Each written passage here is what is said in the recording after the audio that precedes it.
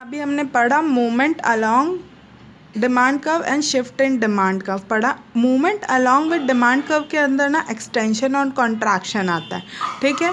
इसके प्रीवियस वाले वीडियो में हमने पढ़ा है when change in quantity demanded of a commodity is caused by change in its own price. पहले भी पढ़ा है कि अगर quantity demanded of a commodity किससे अफेक्ट हो रही है, प्राइस से हो रही है, तो that is your movement along with demand curve, ठीक है। इट इज कॉल्ड एक्सटेंशन और कॉन्ट्रैक्शन ऑफ डिमांड या चेंज इन क्वांटिटी डिमांडेड। उसको कॉन्ट्रैक्शन एंड एक्सटेंशन बोल सकते हैं और चेंज इन क्वांटिटी डिमांडेड बोल सकते हैं, ठीक है। अगर प्राइस अफेक्ट कर रहा है कोई भी कमोडिटी की डिमांड को, अगर प्राइस अफेक्ट कर रहा है कोई भी कमोडिटी के डिमांड को, तो that is your extension contraction. और ये किसके अंदर आता है? Movement along with demand curve, ठीक है। एक्सटेंशन ऑफ डिमांड कर्व मतलब कि देखो, अगर प्राइस कम होती है तो आपकी क्वांटिटी डिमांडेड बढ़ रही है। एक्सटेंशन ऑफ डिमांड क्लियर लिखा है। एक्सटेंशन मतलब डिमांड का बढ़ना।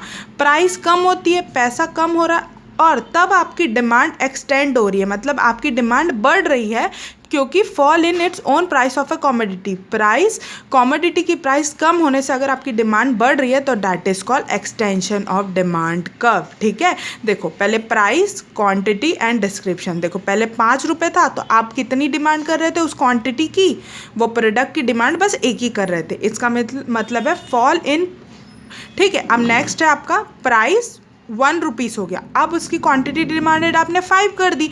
पहले 5 रुपये था तो एक ही, जैसे कोई चॉकलेट 5 रुपीज़ की है तो आप एक ही चॉकलेट मांग रहे हो, अब वो चॉकलेट 1 रुपीज़ की हो रही है तो वो 5 रुपीज़ में आप 5 चॉकलेट खरीद सकते हो कि नहीं? तो 1 रुपये की है तो आप 5 चॉकलेट की डिमांड कर रहे हो, ठीक है। तो fall in own price of A commodity rice in quantity demanded. जब प्राइस कम होता है किसी भी कॉमोडिटी का तो हम क्या करते हैं, उसकी क्वांटिटी डिमांडेड, जो हमारी कैपेसिटी होती है, हमारे पास क्या होता है, हमारे पास सस्ती हो गई चीज़ तो हम क्या करते हैं, उसकी डिमांड ज़्यादा करने लग जाते हैं। देखो यही डिटेल इसमें लिखा है कि गुड एक्स का प्राइस 5 रुपीज़ था तो हम 1 यूनिट की डिमांड कर रहे थे, जैसे ही वो 1 रुपीज़ तक रिड्यूस हुआ हमने उसकी डिमांड एक्सटेंड करके 5 यूनिट्स कर दी। इसका डायग्राम कैसे बनता है? Extension of demand curve downward sloping, मतलब कि देखो डाउनवर्ड स्लोपिंग में बनता है डिमांड कर्व।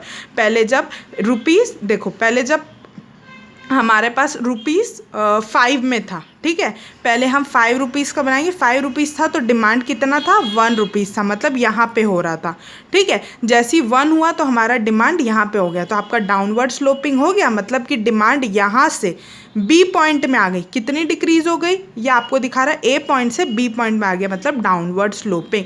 आपकी डिमांड क्या हो गई, डिक्रीज, आपकी डिमांड क्या हो गई, मतलब कि डाउनवर्ड स्लोपिंग में दिखा रही है। जैसे जैसे प्राइस कम हुई आपकी डिमांड एक्सटेंड होते चले गई। नेक्स्ट आप पढ़ोगे contraction of demand. Contraction of demand totally opposite किसका है, एक्सटेंशन ऑफ डिमांड का। हमने एक्सटेंशन में क्या पढ़ा कि प्राइस कम होता है तो क्वांटिटी डिमांडेड ज़्यादा हो जाती है। अब कॉन्ट्रैक्शन में हम क्या पढ़ेंगे, जब प्राइस बढ़ गई तो हम क्वांटिटी डिमांडेड कम कर देते, इसी का रिवर्स पढ़ेंगे, ठीक है, कि प्राइस बढ़ गई है तो हमारी क्वांटिटी डिमांडेड डिक्रीज हो गई है। मतलब कि जब प्राइस 1 थी तो हम क्वांटिटी डिमांडेड 5 कर रहे थे, सडनली उसका प्राइस रेस हो गया 5 रुपीज़ में तो हम क्वांटिटी डिमांडेड कितनी कर दी, 1 कर दिए। मतलब rice on in own price of A commodity, price बढ़ने की वजह से हमने अपनी क्वांटिटी डिमांडेड में फॉल कर दिया, अपनी क्वांटिटी डिमांडेड कम कर दी, उसमें गिरावट आ गई, ठीक है। ये इसका डिस्क्रिप्शन है। और कॉन्ट्रैक्शन ऑफ डिमांड भी आपका सिमिलर बनेगा, लेकिन इसमें क्या होगा, देखो हम अपोजिट टाइप